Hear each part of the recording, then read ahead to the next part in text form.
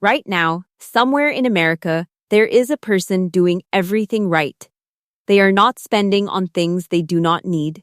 They are not skipping their savings. Every single month, they move money from their paycheck into their savings account, and they feel good about it. They feel responsible. They feel like they are ahead of most people. What they do not know is that their bank is quietly taking over $1,000 from them every year. Not as a fee, not as a charge. There is no line on the statement. There is no alert. There is no notification. Their money is simply sitting in an account earning almost nothing, while the same exact dollars in a different account would have earned them over $1,000 more. And the worst part is that this is completely legal, and the bank is counting on them never doing the math.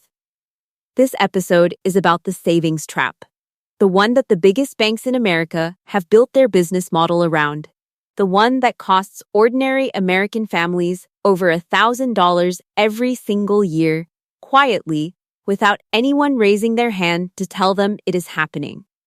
And I am going to show you exactly how it works, what it costs, and what you can do about it today. I want you to meet Derek. Derek is 34 years old. He works in logistics in Columbus, Ohio. He is not rich. He is not struggling. He is just a regular working person who is trying to do the right things with money.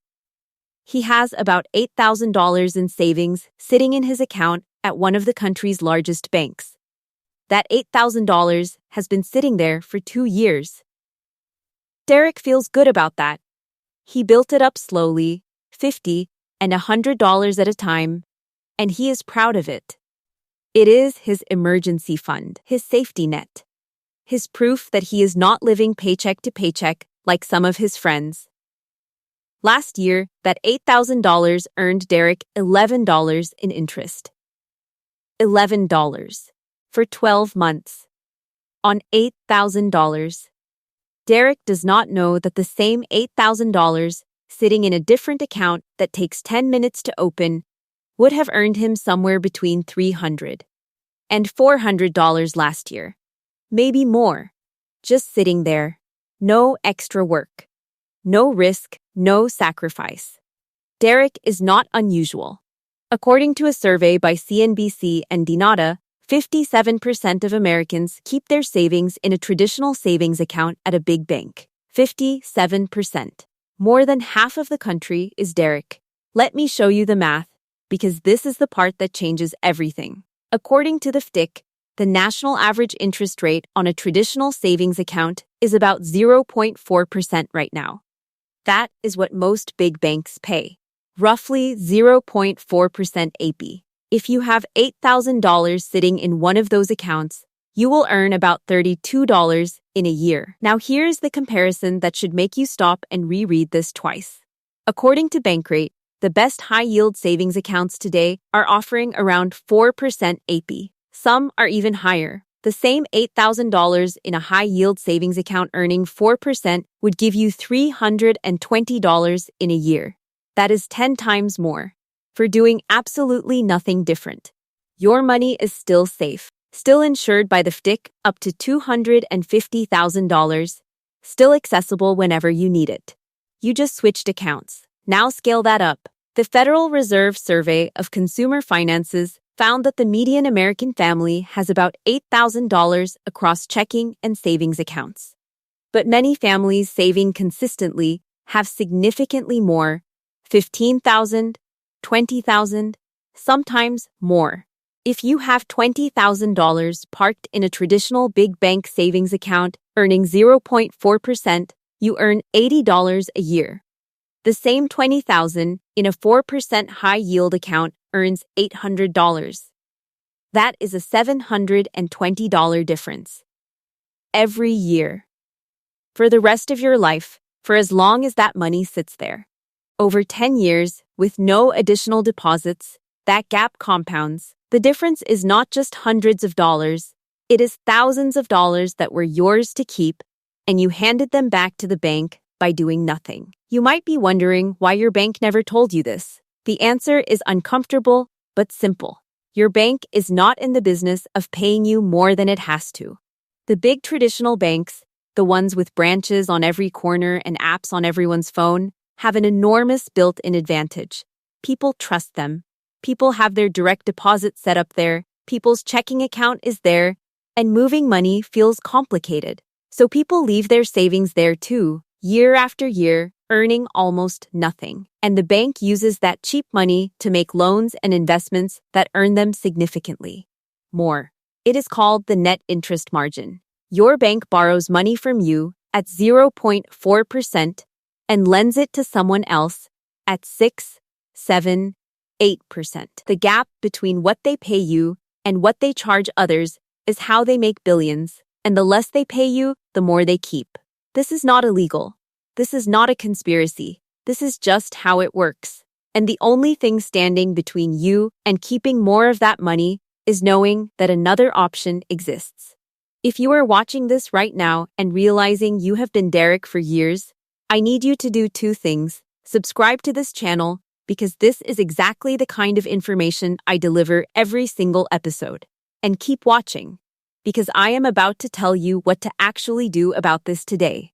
So, what is a high-yield savings account, and why does it pay so much more? A high-yield savings account, also called an HISA, is a savings account just like the one you have now. Your money is FDIC insured the same way.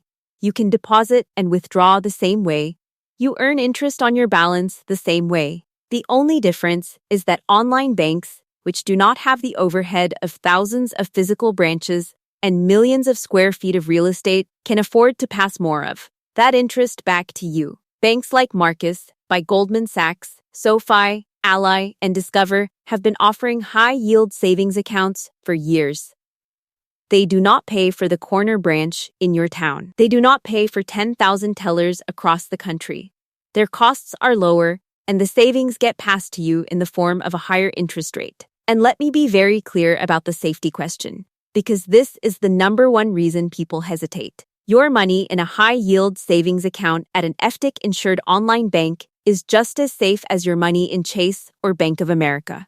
The FDIC insures deposits up to $250,000 per depositor per bank, regardless of whether that bank has physical branches. The federal government stands behind your money either way. Safety is not the reason to stay in a low-yield account. Habit is. Inertia is. Not knowing is. Let me tell you what happened when Derek finally switched.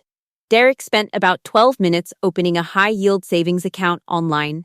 He connected it to his existing checking account and moved his $8,000 over. There was no fee to open it, no minimum balance, no complicated paperwork. He set up an automatic transfer so that every month, his savings deposit goes straight into the new account. In his first full year, Derek earned $340 in interest. The year before, in his old account, he had earned $11. The difference was $329 that Derek now has and never had before. He did not change his spending. He did not change his savings habits. He did not take any risk. He just moved his money to the right place. Now I want to talk about the real cost of waiting, because this is the part most people do not factor in. If you have been keeping $10,000 in a traditional savings account for the last 3 years while high-yield accounts were available, you have lost roughly $900 to $1,200 in interest that was yours to earn. That money did not disappear into thin air. It stayed at your bank and helped them earn billions. You gave it away without signing anything, without agreeing to anything, and without anyone asking your permission. According to the CFPB, consumers lose significant amounts of potential interest every year simply by leaving money in default savings accounts. The word they use is inertia. The tendency to leave things where they are, even when better options are available, costs American families real money every year. Not fake money, not theoretical money, real dollars that compound over time. So here is exactly what to do. Step 1. Look up what your current savings account is earning. Log into your bank app or website and find the AP on your savings account. Write it down. If it is below 1%, keep reading. Step 2. Compare it to what high-yield savings accounts are currently offering. Go to Bankrate.com and search Best High-Yield Savings Accounts. As of today, you should find options at 3 to 4% APY or higher. The gap between those numbers and what your current account pays is money that belongs to you. Step 3. Open a high-yield savings account.